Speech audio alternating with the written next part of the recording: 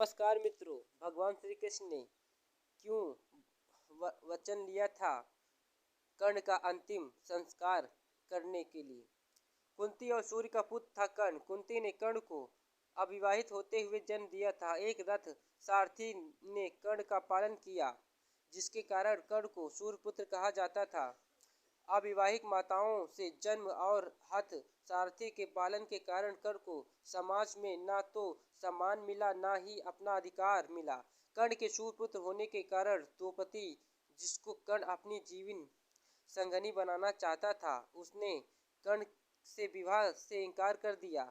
इन सब कारणों से ही कर्ण पांडवों से नफरत करना था और कुरुक्षेत्र युद्ध में कौरवों का साथ दिया था। भगवान श्री कृष्ण कर्ण की मौत का कारण बने। भगवान कृष्ण ने ही अर्जुन को कर्ण के वध का तरीका बताया था।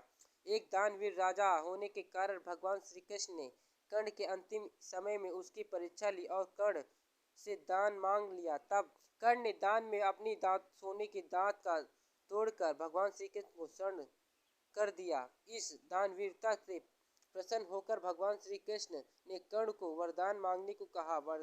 कर्ण ने वरदान रूप में अपने साथ हुए अन्याय को याद करते हुए भगवान श्री कृष्ण के अगले जन्म में उनके स्वर्ग के लोगों का कल्याण करने को कहा।